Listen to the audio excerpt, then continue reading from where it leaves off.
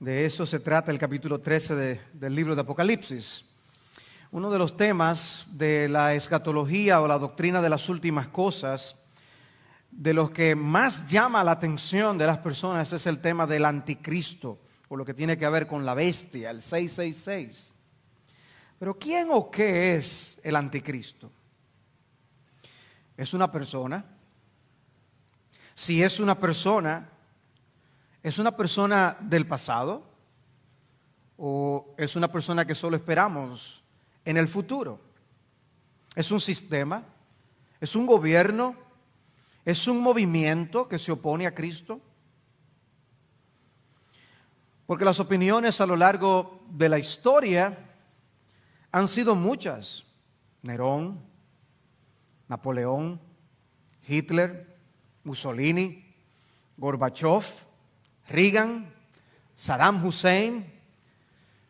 Los reformadores dijeron que no se trataba tanto de una persona, sino de un sistema.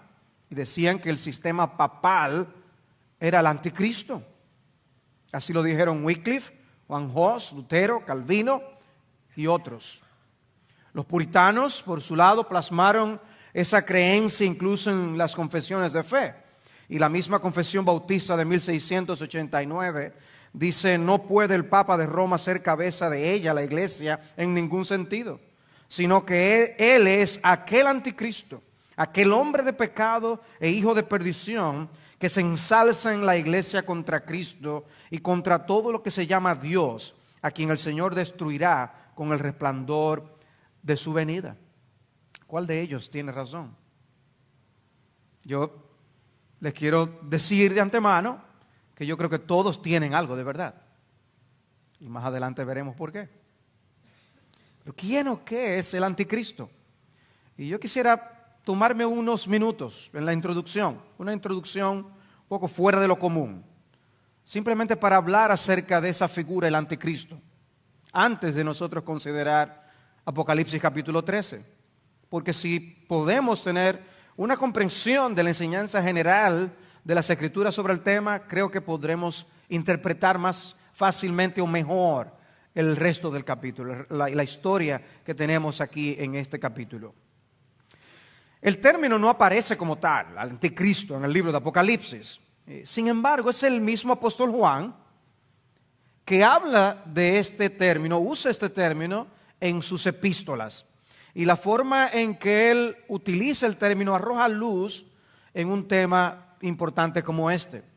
Y veremos que es importante por aún la abundancia del testimonio bíblico sobre este tema. Primera de Juan 2:18 dice, por ejemplo: hijitos, esta es la última hora, y así como oísteis que el anticristo viene, también ahora han surgido muchos anticristos. Por eso sabemos que es la última hora. Está hablando aquí obviamente a los hermanos de algo que ellos habían escuchado y de lo que aparentemente tenían una idea. Es algo que estos hermanos oían de hablar a los apóstoles. Los hermanos hablaban del tema entre sí. Y de hecho dice: oísteis que el anticristo viene y que muchos anticristos han surgido. No era algo extraño para ellos.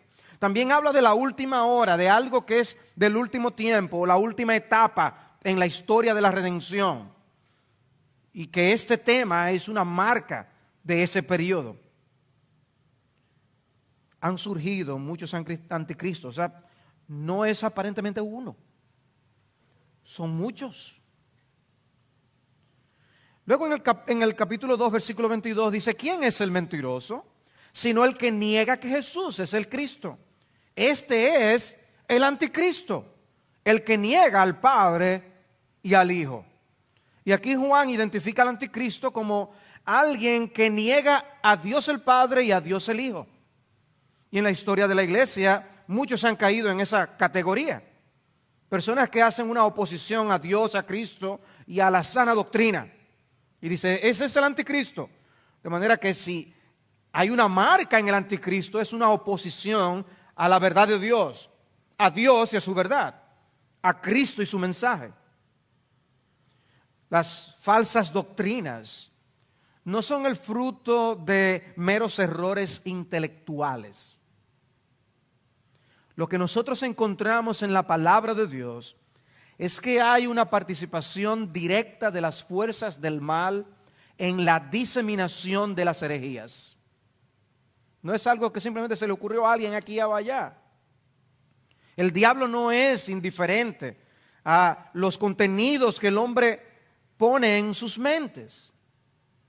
La mente es un campo de batalla y el diablo lo sabe. El diablo quiere ganar esa batalla en la mente de los hombres. Y el diablo quiere sembrar su error en las mentes. No importa que sean jóvenes, niños o adultos. Y la mayoría no está consciente de eso. De que eso es una de las grandes obras de Satanás. En el capítulo 4 de esa misma epístola, dice el apóstol Juan, y todo espíritu, versículo 3, y todo espíritu que no confiesa a Jesús no es de Dios. Y este es el espíritu del anticristo, el del cual habéis oído que viene. Una vez más, está algo que ellos habían oído y que ahora ya está en el mundo. Y aquí nosotros podemos ver que los falsos maestros son incitados por este espíritu, este anticristo, o espíritu del anticristo. Promueve estas doctrinas heréticas, pero hay dos elementos nuevos aquí que es importante ver. No se trata de una persona. No es simplemente que es uno o muchos, es que es un espíritu. Y la palabra que usa es neuma en este contexto, para hablar de falsos maestros. Pero es un espíritu, no es meramente un individuo. Hay algo allí, un principio dominante de error que lucha en contra de las cosas de Jesús. En este contexto, nosotros tenemos el problema del gnosticismo.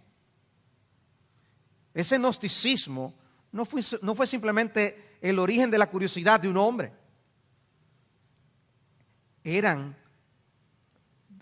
Surgían de ese espíritu del anticristo.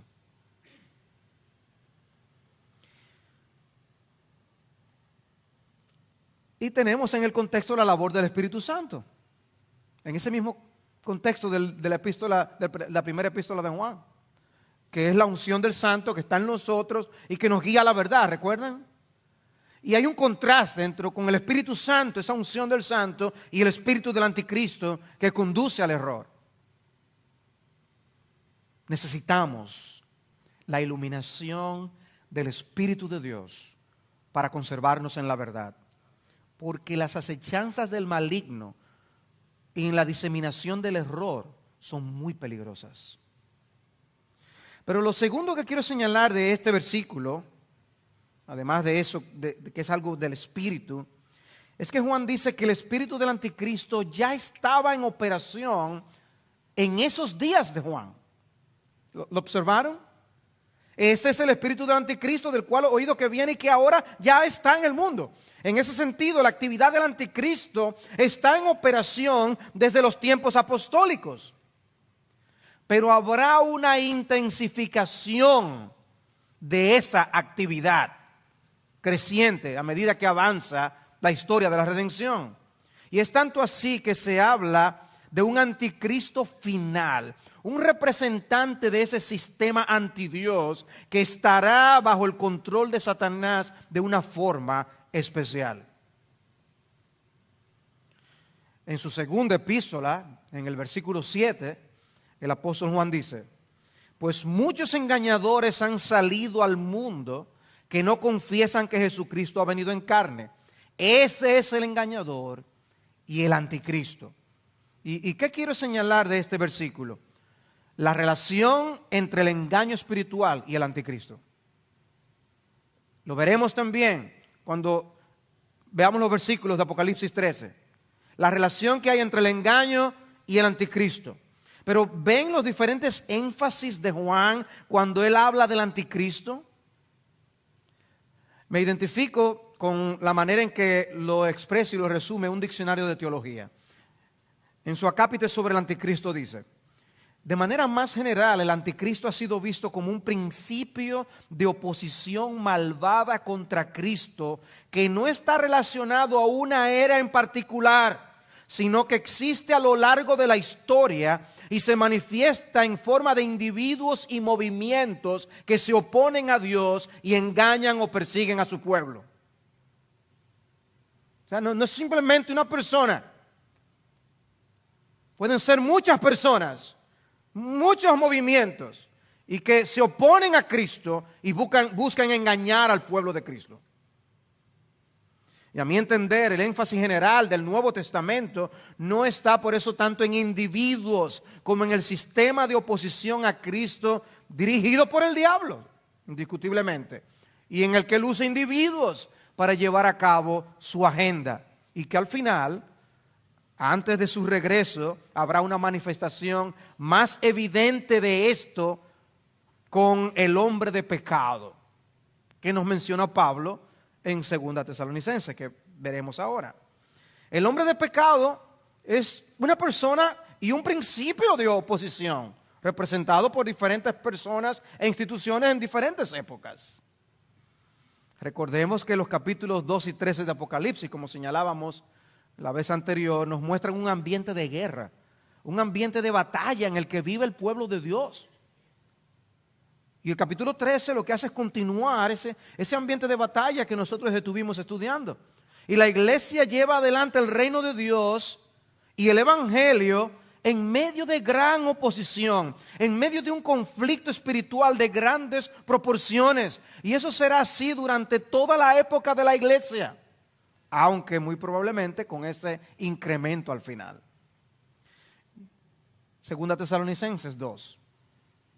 Dice en los versículos 3 y 4, Pablo aclara a la iglesia asuntos acerca de la segunda venida del Señor. Le dice, yo no quiero que nadie os engañe en el versículo 3 en ninguna manera, porque Cristo no vendrá sin que primero venga la apostasía y sea revelado el hombre de pecado, el hijo de perdición, el cual se opone y se exalta sobre todo lo que se llama Dios o es objeto de culto, de manera que se sienta en el templo de Dios presentándose como si fuera Dios. El anticristo final es identificado como el hombre de pecado, el hijo de perdición. Habrá un periodo especial de apostasía. Nosotros podemos identificar apostasía a lo largo de toda la historia de la iglesia. Pero dice Pablo, habrá un tiempo especial de apostasía, donde nosotros vemos que no es simplemente una oposición secular contra el reino de Dios en el mundo, sino también que habrá una manera de amalgamarse con la religión, con el cristianismo, hacerse pasar como de Dios y engañar a las personas. Habrá mucho de esto. Aparenta ser un individuo, pero su influencia no radica en un accionar solitario. Es el cabecilla del sistema que él representa. Y es evidente que este anticristo no estaba en el mundo en el momento en que Pablo escribe eso que le dice a los tesalonicenses. Pablo dice que es alguien que será revelado en el futuro, que es lo que le dice en el versículo 3. Pablo le dice que algo, sin embargo, lo detenía, lo dice en el versículo 6, pero que él sería revelado a su debido tiempo, dice en el versículo 6. Pero aunque no había llegado el tiempo de su manifestación, hay algo que Pablo dice que sí estaba en operación, y ese está en el versículo 7, donde dice, es porque el misterio de la iniquidad ya está en acción. Solo que aquel que por ahora lo detiene lo hará hasta que él mismo se ha quitado de en medio. ¿Y qué más nos dice Pablo en este pasaje? Nos dice en el versículo 9 que es Satanás mismo quien lo enviará y que su obra en gran medida consistirá en engañar a los que se pierden. Dice 2 Tesalónicas 2:9, inicuo, cuya venida es conforme a la actividad de Satanás, con todo poder y señales y prodigios mentirosos, y con todo engaño de iniquidad para los que se pierden, porque no recibieron el amor de la verdad para ser salvos. Hermanos, hay más cosas que suceden tras bastidores de las que nosotros estamos conscientes. Es como si Satanás enfilara todos sus cañones en engañar a los hombres para su propia perdición. Pero también nos dice que Jesucristo lo destruirá en su segunda venida. Dice el versículo 8, inicuo a quien el Señor matará con el espíritu de su boca y destruirá con el resplandor de su venida. Hasta aquí un resumen de la enseñanza bíblica acerca de el anticristo, la bestia y el hombre de pecado. Pasemos a nuestro texto en Apocalipsis 13 y veámoslo a la luz de estas cosas que hemos señalado. Ya anteriormente en esta serie de sermones sobre Apocalipsis habíamos mencionado que así como nosotros tenemos la Santa Trinidad, Apocalipsis también nos presenta una inmunda Trinidad. Una Trinidad no santa, un triunvirato de iniquidad. Y vemos en el capítulo 16, en el versículo 13, que son el dragón, la bestia y el falso profeta.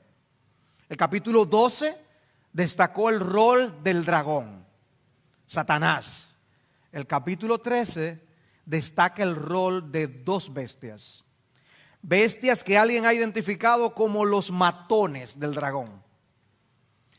Tenemos la bestia número 1, identificada más adelante como simplemente la bestia y en escatología como el anticristo. Y tenemos la bestia número 2, identificada más adelante como el falso profeta. ¿Okay? Hasta aquí me siguen, ¿no? Bien. Se dice adicionalmente de estos dos personajes que son apresados y arrojados al infierno. En el capítulo 19 dice, versículo 20, y la bestia fue apresada y con ella el falso profeta, que hacía señales en su presencia con las cuales engañaba a los que habían recibido la marca de la bestia. ¿Ven el énfasis? El engaño y un trabajo en conjunto sirviendo al dragón. Y habla de los que habían recibido la marca de la bestia, de lo cual también veremos en el capítulo que estamos estudiando. Y dice que los dos fueron arrojados vivos al lago de fuego que arde con azufre. Y luego en el capítulo 20 dice que el diablo que engañaba al mundo también fue arrojado donde ya estaban la bestia y el falso profeta.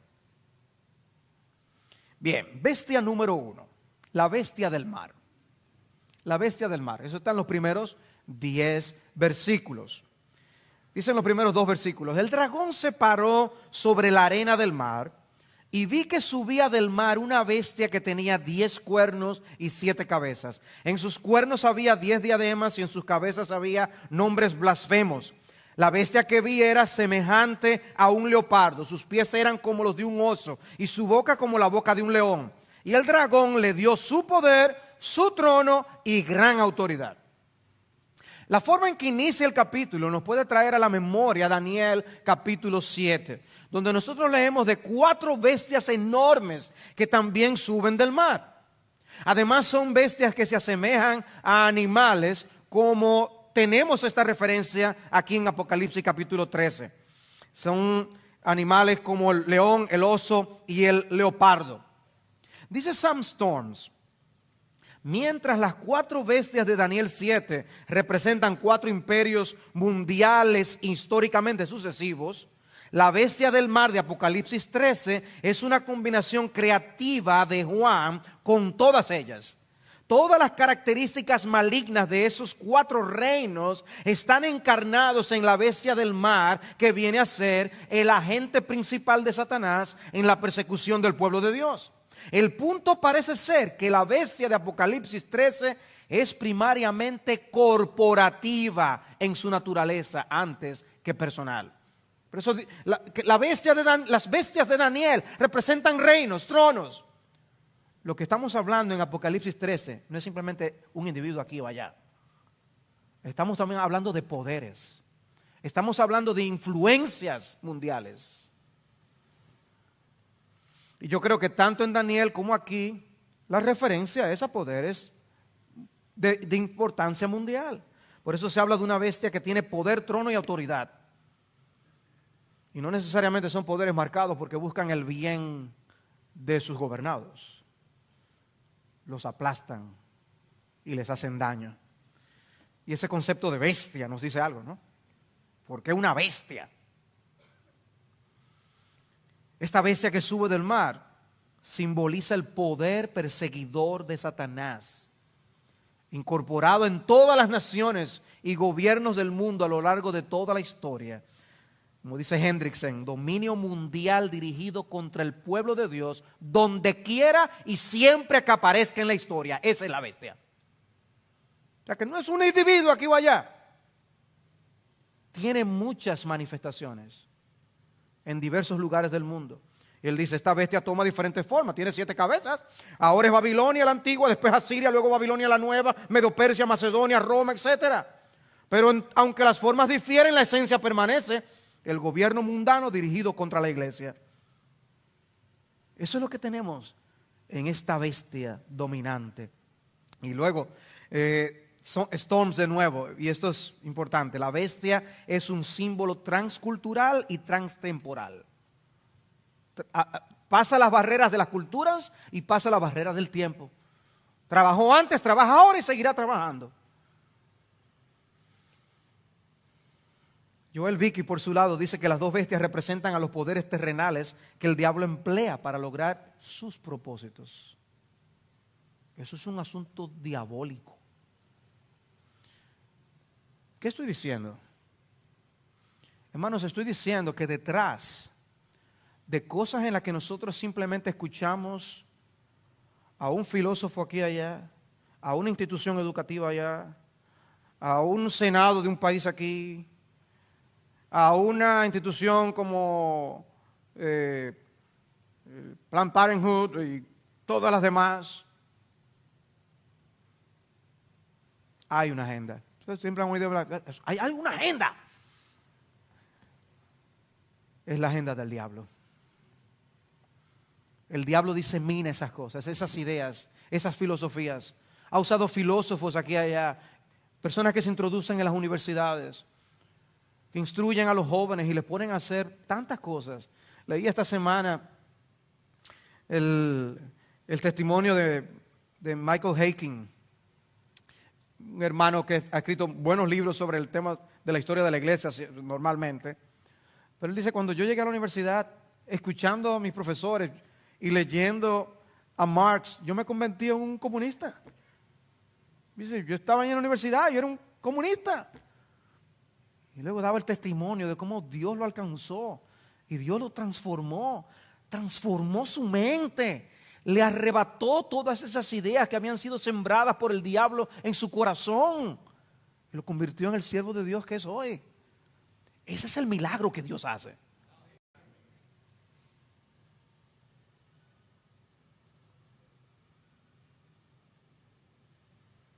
Y esa es la razón por la que muchos han identificado al anticristo como personajes y poderes antagónicos al cristianismo a lo largo de la historia. Porque cuando ellos veían al imperio romano, cuando los hermanos que estaban vivos cuando Juan está escribiendo estas cosas, veían al imperio romano y decían, ese es el anticristo, Nerón es el anticristo, Domiciano es el anticristo. Y saben que tenían razón. Eso era una manifestación del anticristo. O cuando venía la herejía pelagiana, el islamismo, el papado medieval, el evolucionismo, el marxismo, el movimiento feminista. Ese es el anticristo. Y yo extiendo esa identificación incluso a grandes corporaciones, movimientos multinacionales que se oponen a Jesucristo, su evangelio y sus valores. No son casualidad esas oposiciones. El texto nos dice que quien le dio esa autoridad a la bestia es el dragón. La bestia no es autónoma. El diablo está detrás. Inicuo, cuya venida es conforme a la actividad de Satanás. Nuestros ojos solo ven esas bestias. Pero Juan nos está mostrando que detrás de estas bestias que se levantan a lo largo de la historia en el mundo está el dragón.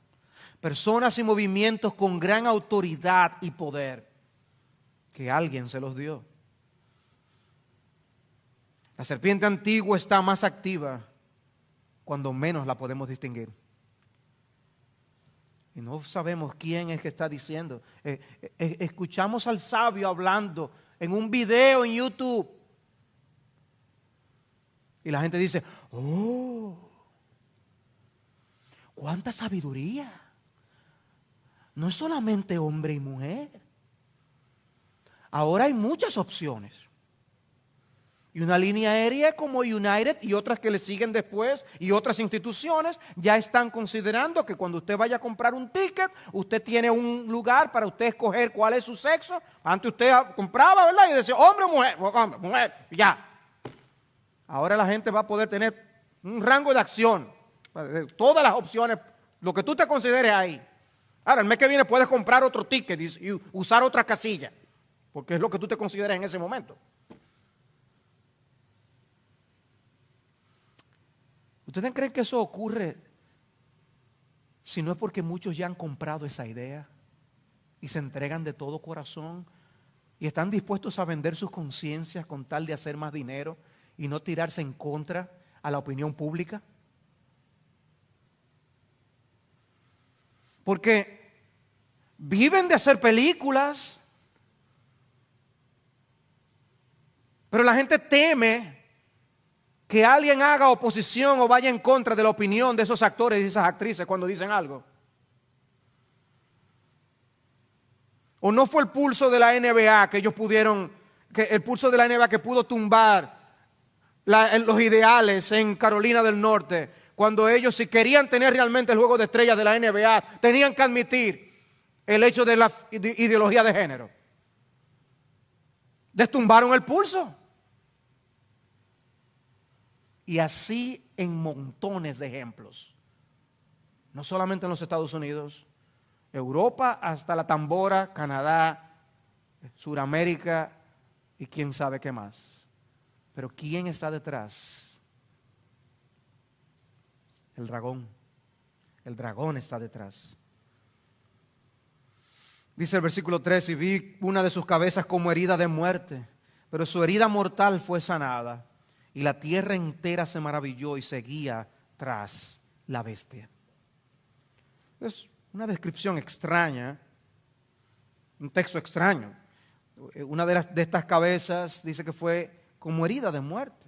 ¿Quién infligió esa herida? El texto no nos dice, simplemente nos dice que fue sanada. El versículo 14 luego hace referencia a ese hecho, la bestia que tenía la herida de la espada y que ha vuelto a vivir.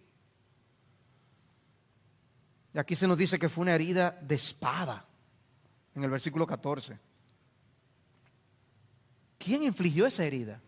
Probablemente está hablando de cómo Dios, guardando a su pueblo, muchas veces hiere a esos opositores del Evangelio. Dice Isaías 27:1, aquel día el Señor castigará con su espada feroz, grande y poderosa a Leviatán, serpiente huidiza, a Leviatán, serpiente tortuosa, y matará al dragón que vive en el mar. Es posible que la herida haya sido causada por el mismo Señor. Pero, aquí se presenta el reavivamiento de esta bestia. Es herida, pero vuelve a surgir. Y por eso es que yo me inclino a pensar que esta resurrección es una referencia al hecho de que en el curso de la historia estos movimientos contra la iglesia desaparecerían y resurgirían con nuevas formas y en nuevos personajes. En los días de Juan se trataba del Imperio Romano, pero ese antagonismo anticristiano ha visto muchas formas y manifestaciones diferentes a lo largo de la historia. En el capítulo 17 nos encontramos con una bestia de la que se dice que era y no es y que vendrá. Y suena como el lenguaje que se usa para hablar de Cristo, el Señor, ¿no? El que era, que es y que está para siempre. Es que el diablo es un imitador de Dios, quiere ser un falsificador de las cosas de Dios. Y él tiene, por así decirlo, su resurrección del mal. Bestias recurrentes que aparecen de una forma durante un tiempo, desaparecen y surgen de otra forma en otro tiempo. Dice Donald Carson, la bestia es recurrente a lo largo de la historia. Es Antíoco Epífanes IV, es Nerón durante los días de Pablo, es el Papa Inocencio III, es Mao Zedong. Es una bestia recurrente que ejerce gran autoridad en contextos históricos concretos para hacer oposición al pueblo de Dios. Por eso los creyentes en los días de la Alemania nazi, ¿qué decían? ¿El anticristo quién es? Hitler. Pero ya cuando Hitler no está ahí, se levanta otro. Cuando era Faraón, se fue Faraón y se levanta otro. Babilonia, el epítome de la amenaza mundial contra el pueblo de Dios. Pero Babilonia, ¿dónde está? Pero surge otro.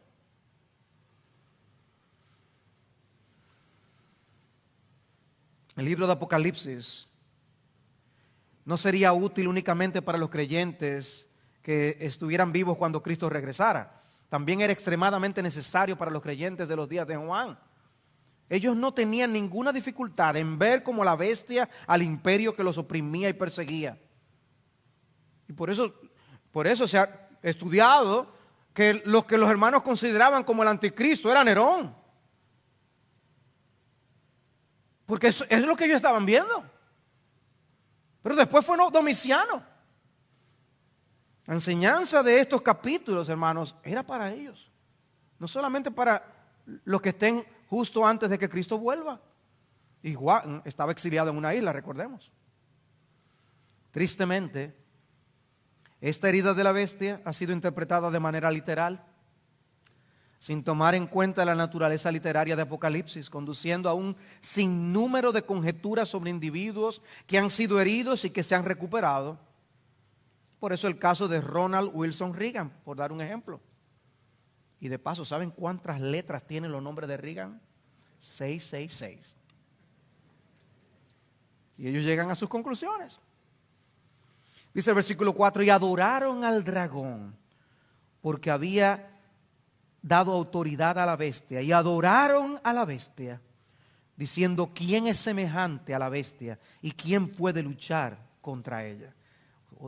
¿Ustedes oyen ese lenguaje? Es incomparable. En las Escrituras, aquel que es incomparable es nuestro Dios. Y lo dice de múltiples maneras. Bueno, pues aquí el mundo considera a la bestia como incomparable. Lo ven como si no valiera la pena ni siquiera luchar contra ella. ¿Para qué vamos a luchar con el sistema? Sigue lo que el sistema impone. ¿Para qué? Nadie puede con ella. Hay que rendirse a sus pies.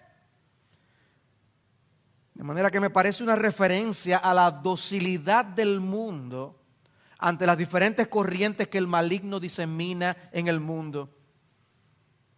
Y yo no voy a llevar la contraria, yo no voy a luchar contra eso. Hay que abortar a los niños, pues se abortan. Hay que repartir anticonceptivos, que se repartan. ¿Cuál es el problema? Mis amigos están usando droga y alcohol, consúmelos. La rebeldía es exaltada. La cultura de los antivalores es premiada. ¿No lo vimos esta semana? Los pantalones hay que usarlos mostrando los calzoncillos. ¡Para adelante!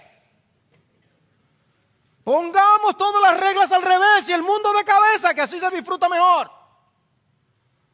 Adoraron al dragón, adoraron a la bestia, postrados, lo que diga la cultura. Y así es que se les adora. Versículo 5, se les dio una boca que hablaba palabras arrogantes y blasfemias, y se les dio autoridad para actuar durante 42 meses. Y abrió su boca en blasfemias contra Dios para blasfemar su nombre y su tabernáculo, es decir, contra los que moran en el cielo. La autoridad, dice, se le dio una boca y se le dio autoridad. Recuerden, ese lenguaje cuando se usa en Apocalipsis, ¿quién es que da? Dios es el soberano. Y Dios usa aún a sus propios enemigos para llevar hacia adelante su reino. Misterio de los misterios que sometemos en las manos de Dios, lo dejamos en las manos de Dios. Pero esta autoridad que esta bestia recibe es ejercida por el periodo que ya hemos mencionado en el libro, los 42 meses, tiempo representativo del periodo comprendido entre la resurrección y la segunda venida de Cristo. Y yo veo en eso una razón más para no considerar esta bestia como un único individuo en particular, sino una referencia a todos los anticristos que luego desembocará en el hombre de pecado del que nos habla el apóstol Pablo. Esta oposición diabólica, entonces, no es un hombre, un solo individuo, es algo orquestado que dura siglos por Satanás. Y habla de esas blasfemias, habla de esta boca. ¿Tú no has visto esa expresión que le dicen, oye, pero tiene una boquita? Esta bestia tiene una boquita y es para blasfemar contra Dios. Es una manera de mostrar la oposición a Dios. Es como si Dios lo indignara. Las cosas de Dios le molestaran. Es interesante que también es un ataque contra los que moran en el cielo. Hemos hablado que es una frase técnica en el libro hablar de los moradores de la tierra para referirse a los incrédulos.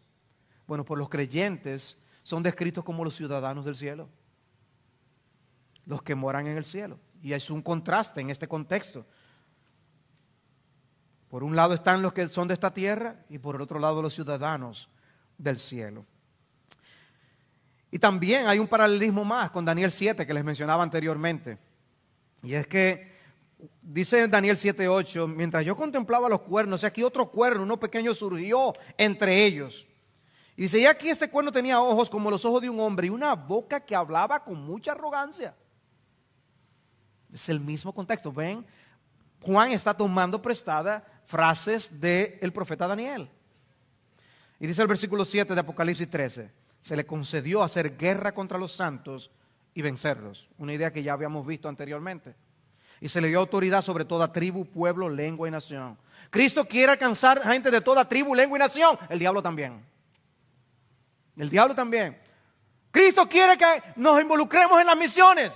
El diablo también tiene sus misioneros. Y hacen un gran trabajo. Y Cristo nos tiene a nosotros para hacer su trabajo.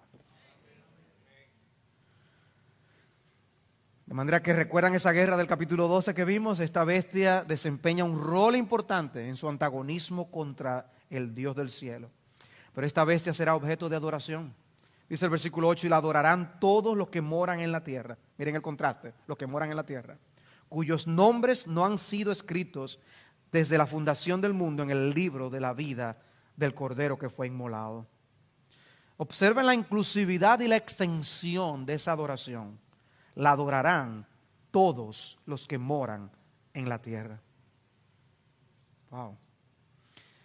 Donald Carson una vez más dice, la tentación rechazada por Jesús al principio de su ministerio reaparece al final. Satanás dice, adórame y te daré todas estas cosas. ¿No aparece este canto de sirena en nuestra cultura una y otra vez y otra vez? Y todos adoran a la bestia. Todos se postran ante la bestia. Y por eso hay un llamado a la actitud que tenemos que tener en esta batalla. Versículo 9. Si alguno tiene oído, que oiga. Si alguno es destinado a la cautividad va.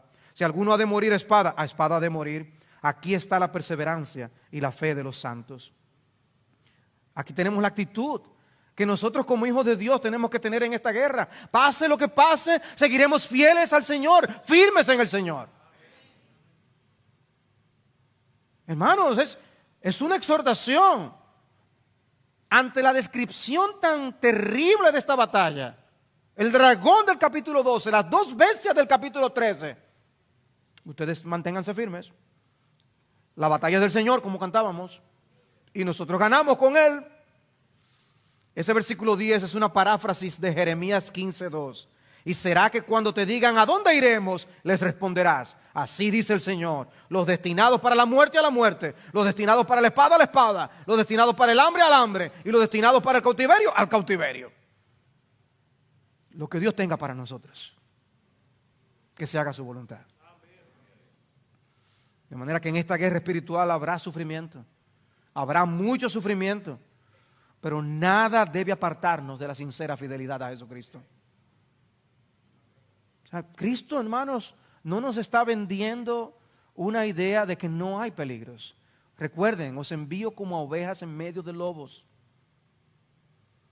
Y dice, aquí esta es la perseverancia y la fe de los santos. Esta es la perseverancia y la fe de los santos. Y hermanos, ¿no es impresionante que la iglesia que ha sido perseguida por más de 20 siglos, no solo sigue en pie, sino que las puertas del Hades siguen retrocediendo ante su avance? Eso es impresionante. Con gente débil, frágil, pecadora como tú y como yo. No son los Avengers los que están llevando a cabo esta obra. No hay superpoderes, pero sí está el Espíritu Santo con el pueblo de Dios para ayudarnos a seguir predicando el Evangelio.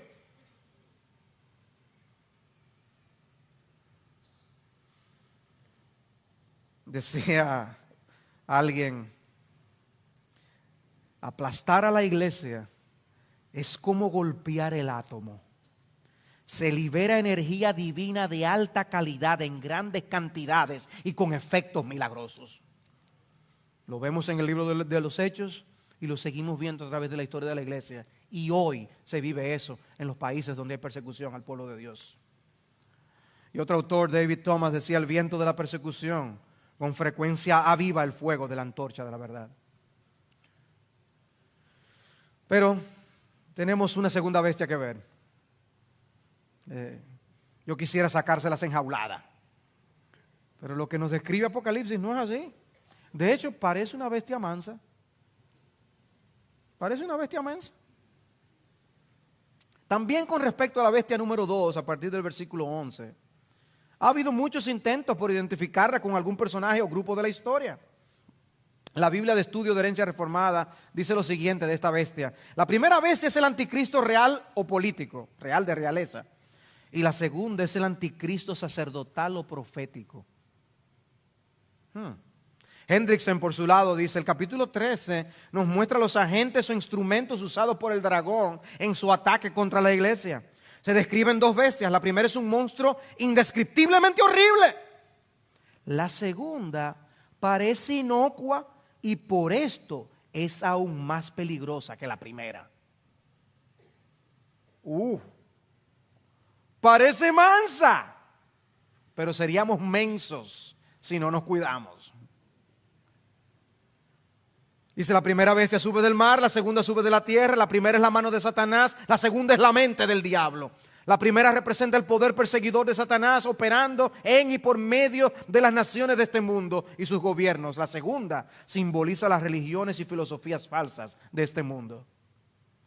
Esta bestia o este falso profeta es la representación simbólica de la influencia de todos los falsos maestros y profetas que Satanás ha usado, usa y usará para engañar a los hombres. La primera bestia hace su daño por oposición. La segunda hace su daño a través del engaño. Y es cierto que en Apocalipsis 19:20 tenemos la afirmación de que tanto la bestia como el falso profeta fueron arrojados al lago de fuego. ¿No hace que sean personas, pastor, eso? No, no necesariamente. Porque en Apocalipsis 20:14 también se nos dice que la muerte y el Hades fueron arrojados al lago de fuego. O sea que pueden ser simplemente la figura de movimientos en toda la historia que son también, acabarán, tendrán su fin, serán condenados. No se saldrán con la suya. Y eso es una bendición saberlo. Pero es una bestia peligrosa. Versículo 11, y vi otra bestia que subía de la tierra, tenía 2 cuernos semejantes a los de un cordero y hablaba como un dragón. La segunda bestia luce como un cordero. ¡Qué linda! ¡Ah! Habla como dragón. La primera impresión es que es un animal dócil, manso, pero es una apariencia engañosa. Porque cuando habla como dragón. Y ahí radica su peligrosidad. Parece un cordero, como el cordero de Dios. ¿Recuerdan al falsificador? Pero su misión no es redimir. Esta bestia es un falso Cristo con un falso evangelio. Porque el diablo es un león rugiente que se puede disfrazar como oveja. Él se disfraza como cordero. Y el problema es que a nosotros no se nos ocurriría pasarle la mano a un león. Pero si es una ovejita, hasta inspira pasarle la mano. Y así es Satanás. Y cuando nos acercamos, nos da el zarpazo. La misión de la segunda bestia es mover al mundo a la adoración a la primera bestia. Ambas bestias al servicio del dragón. Una desde un punto de vista político y secular y la otra desde un punto de vista religioso y sacerdotal. Anticristo. El prefijo anti en anticristo se puede traducir tanto como en contra de como en lugar de. Una bestia es el anticristo porque está en contra de Cristo. La otra también es el anticristo en el sentido de que se coloca en lugar de Cristo. Quiere sustituir el evangelio de Jesucristo. Quiere usurpar al verdadero Salvador. Y si lo que le conviene al diablo es lucir bestial, él lo hace. Pero si lo que le conviene es lucir encantador, también lo sabe hacer. Él se disfraza como un ángel de luz. Y con razón Calvino describía al diablo como el simio de Dios. Es un imitador de lo que Dios hace. Un imitador. Versículo 12. Ejerce toda la autoridad de la primera bestia en su presencia y hace que la tierra y los que moren en ella adoren a la primera bestia, cuya herida mortal fue sanada. También hace grandes señales, de tal manera que aún hace descender fuego del cielo a la tierra en presencia de los hombres. Además engaña a los que moran en la tierra a causa de las señales que se le concedió hacer en presencia de la bestia, diciendo a los moradores de la tierra que hagan una imagen de la bestia que tenía la herida de la espada y que ha vuelto a vivir. Se le concedió dar aliento a la imagen de la bestia para que la imagen de la bestia también hablara e hiciera dar muerte a todos los que no adoran la imagen de la bestia. El diablo siempre ha tenido a sus falsos profetas y les ha dado la capacidad de hacer señales asombrosas para mantener cautivos a los incautos. Ocurrió en los días de Moisés, ocurrió en los tiempos de los apóstoles, como leemos en el libro de los Hechos. Y Cristo mismo nos advirtió de que en los tiempos del fin se levantarían falsos profetas. Dice, porque se levantarán falsos cristos y falsos profetas y mostrarán grandes señales y prodigios para así engañar, de ser posible, aún a los escogidos. Engaño, engaño, engaño, engaño. Oh, cuánto engaño en nombre de Cristo hoy en día. Cuánto engaño. Cuánta desilusión a las personas que están buscando una iglesia. ¿Saben? Las personas que se mueven de lugar en lugar y quieren encontrar una iglesia y van un domingo a una y van otro domingo a otra y van otro domingo a otra y simplemente nos dicen, es que no podemos tolerarlo, es un engaño donde quiera que vamos.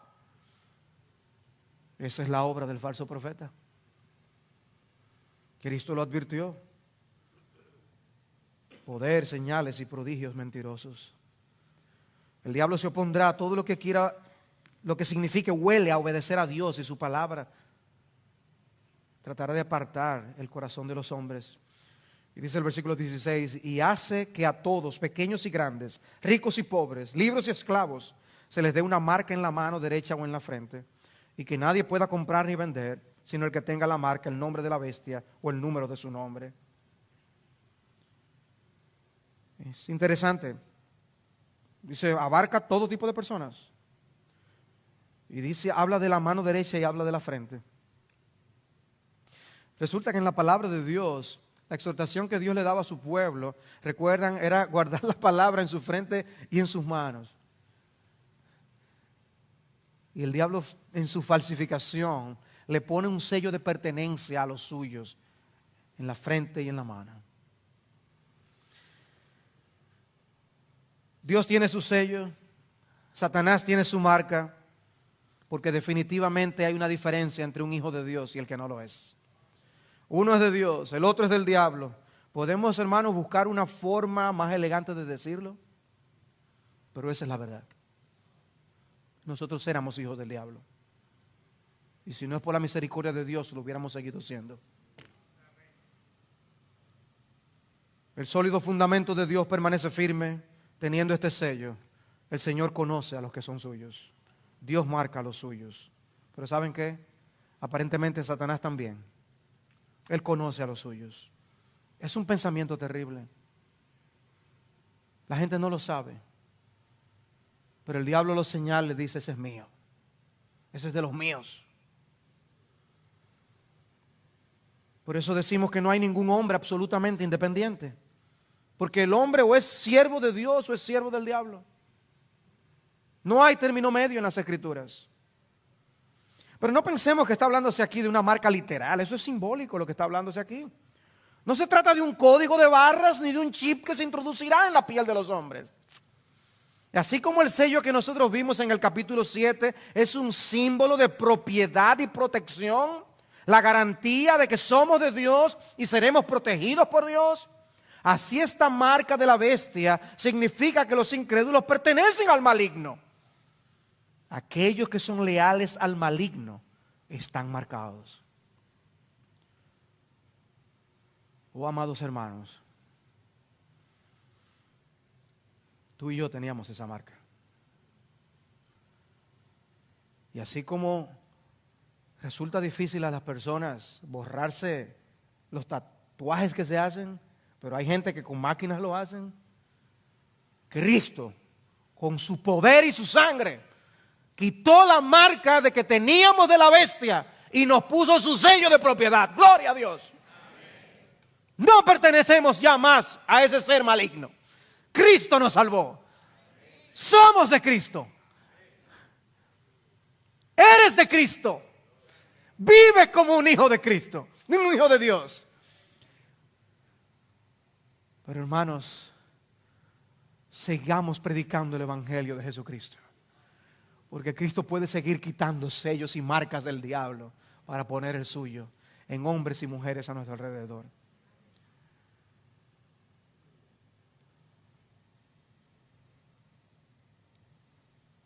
Y ese aspecto de no poder comprar ni vender puede estar señalando las penurias y el ostracismo que muchas veces acompañan a los seguidores de Jesús, de lo cual tenemos tantas evidencias en el Nuevo Testamento. Y luego llegamos al versículo 18. Aquí hay sabiduría. El que tiene entendimiento que calcula el número de la bestia, porque el número es el de un hombre y su número es 666. Dice el que tiene entendimiento, una expresión común en la literatura profética.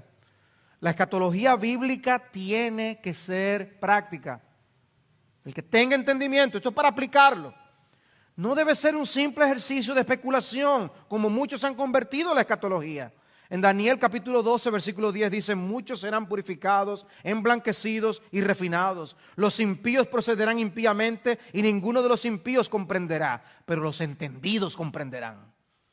Hermanos, nosotros estamos llamados a comprender esto y a vivir a la luz de esto. Por eso Cristo también decía, hablando de asuntos del fin, el que lee, entienda. El que lee, entienda. Ok, ¿qué significa el 666? Bueno, hermanos, ¿qué es el número de perfección que aparece en el libro de Apocalipsis? El 7. El 7. Sería el número perfecto, ¿no? El 777. Pero el diablo es un imitador, recuerden. El simio de Dios. Pero no puede llegar a la perfección. ¿Cuál es el número que le falta para llegar? El más corto que le sigue. El 6. 666. Se ha tratado de usar toda una serie de cosas, lo que se llama gematría, para usar, poniéndole valor a las letras, se calcula y se busca un significado de hombres para poner, es fulano de tal, es sultano. Recuerden, es un sistema, no es una persona nada más. Pero usa el número que se queda corto de la perfección, porque como alguien ha dicho, es la perfección de la imperfección. 666. Se quedará corto siempre. Ese 6 nunca llegará al 7. Dice Thomas Schreiner, el número 666 entonces representa lo que es antidios y anticristo. Todo lo que está en oposición al único Dios verdadero. Si 777 representa la santidad y la bondad perfecta, entonces 666 significa la enormidad y la totalidad del mal. Por tanto, Juan no tiene aquí la intención de señalar a ningún individuo en particular. Más bien quiere señalar que el reino de la bestia es un reino humano, un reino maligno, en lugar de ser uno divino. La naturaleza de la humanidad, aparte de Dios, es demoníaca. El reino de la bestia promete vida y prosperidad, pero trae muerte, miseria y devastación.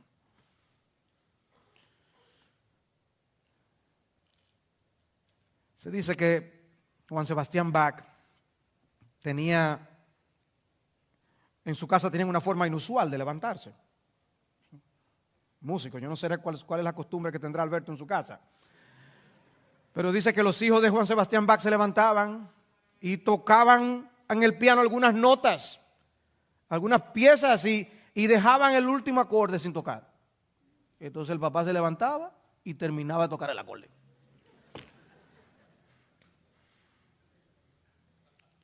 Hermanos, falta la final trompeta. Nosotros no nos quedaremos con el 666.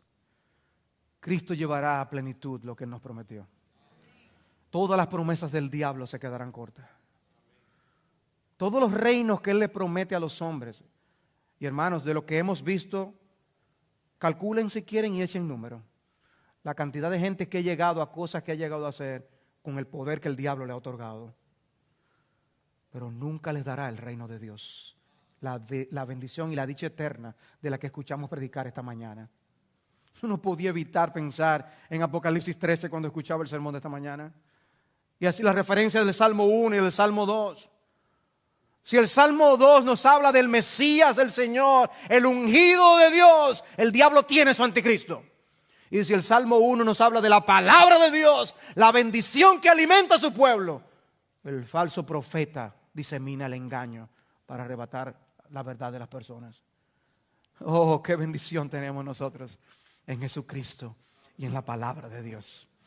Qué bendición tenemos. En conclusión, amados hermanos, recordemos que nosotros también éramos hijos del diablo. Recordemos lo que fuimos para que apreciemos lo que somos, porque es un privilegio ser hijos de Dios. Mirad cuán amor nos ha otorgado el Padre para que seamos llamados hijos de Dios. Y eso somos. Por esto el mundo no nos conoce, porque no le conoció a Él. La enseñanza de pasajes como este nos explican tantas cosas. Es la explicación de la indiferencia al evangelio de muchos. Es la explicación también a la furiosa oposición que otros ejercen.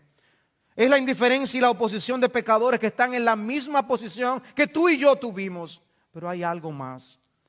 Hay alguien más incentivando esas actitudes. Hay alguien más arrebatando la palabra de sus corazones, la palabra que escuchan. Hay un amor a los placeres y a las cosas que el dinero puede comprar que ahoga el impacto de esa palabra en sus almas.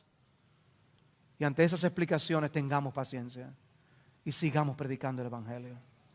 Y por otra parte, estoy completamente de acuerdo con el teólogo Cornelis Venema cuando él dice en su libro La promesa del futuro que gran parte del énfasis en el Nuevo Testamento con respecto al anticristo o a los anticristos tiene la intención de despertar al pueblo de Dios de su estupor y la complacencia.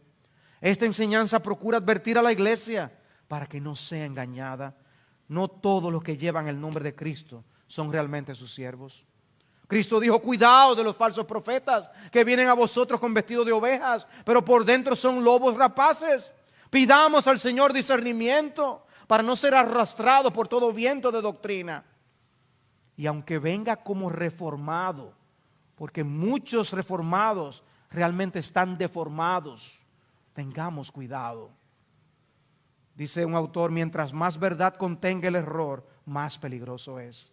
Y Rosaria Butterfield, por otro lado, los cristianos de la iglesia primitiva sabían que la falsa doctrina es mucho más peligrosa que la persecución. Hermanos, tengamos cuidado. Hay mucho viento de error a nuestro alrededor. No pensemos que somos astutos. Encomendémonos al Señor y escudriñemos las Escrituras. Solo la palabra de Dios nos permitirá estar firme en este mar de confusión.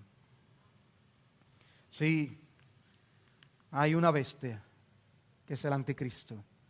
Hay una bestia que es el falso profeta. Pero hay un Cristo en los cielos que está sentado en su trono y nos ha dejado su bendita palabra. Sustentémonos con ellas y seremos como árboles plantados en la corriente de las aguas.